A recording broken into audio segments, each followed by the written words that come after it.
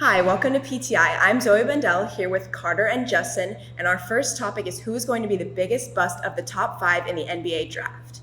You go So first. personally, I think Scoot Henderson might be the biggest bust ever. I think Portland made a horrible idea to even pick him up. Him and Dame will never work together. Damian Lillard is a play first. He hogs the ball. I don't think Scoot will ever get any playing minutes. I think he's just going to be a bench rider for the first 3 seasons of his career. He might get traded to a worse team. He's not going to be good. He won't have production. He will never see the court, and he just won't play well with Damian Lillard at all.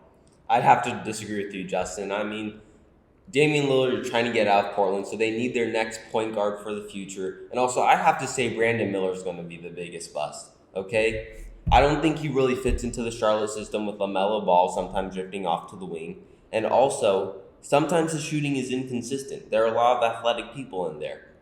Scoot Henderson, yes, his shooting was inconsistent, but I could see him being more like a John Moran type of guy. He can dunk, he's athletic, he can kind of run the offense. I just feel like once Dame is out of there, because he likely will be soon, I feel like Scoot Henderson will fit the mold of the Portland Trailblazers better than Brandon Miller will fit into the Charlotte Hornets. I disagree with that statement entirely. Brandon Miller is an excellent fit for the Hornets. He plays perfectly in the LaMelo Ball system. And speaking of Scoot Henderson, like I said before, he is a ball hog, and I do not think Damian Lillard will ever leave Portland. Like he said multiple times before, he never runs away from the grind. He always stays loyal, and I think that just because he will stay there, Scoot Henderson has a horrible, horrible chance of prospering in Portland, and that means that he will never see playing minutes, playing time, everything. He will just be a complete bust off the bench. With all due respect, Justin, I think you're living in the past. Damian Lillard has already made the trade. Always on the grind this, always on the grind that. The fact of the matter is that he wants to get out of there. He's made the trade. Miami wants them. Their offers on the table. The Portland Trailblazers knew that he's going to leave soon. You don't just draft a guy top 3 in the draft because you think you'll have 2 point guards for the future for the next decade. They know that Damian Lillard wants to get out of here, and he probably will soon. All right. Well, moving on to the next topic, where do you guys think Shohei Ohtani will go for the 2024 baseball season?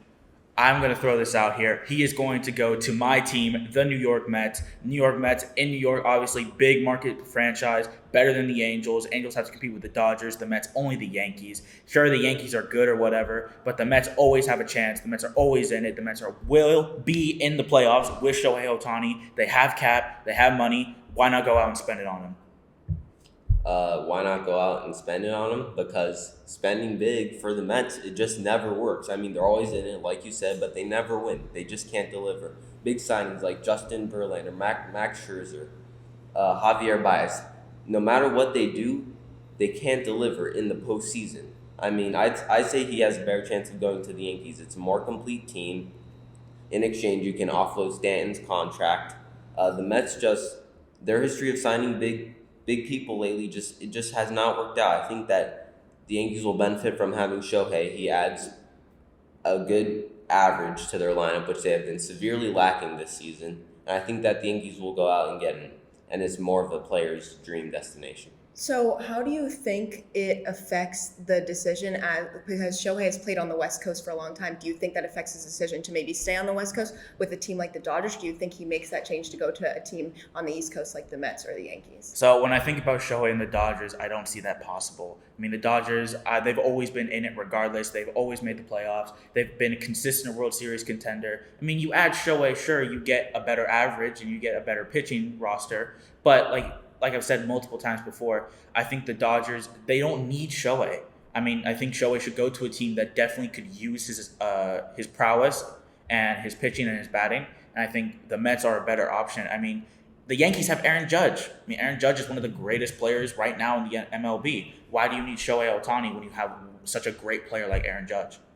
I think that the Yankees need Shohei Ohtani when they have a great player like Aaron Judge, because outside of Aaron Judge, you look at that lineup, like I've said, they've had to fire their hitting coach. They have not been good hitting the ball. And I do think that staying on the West Coast is possible. I mean, when we look outside of the baseball aspect, he's closer to Japan where he's from, so he could feel a bit more home there. So I think that's definitely possible.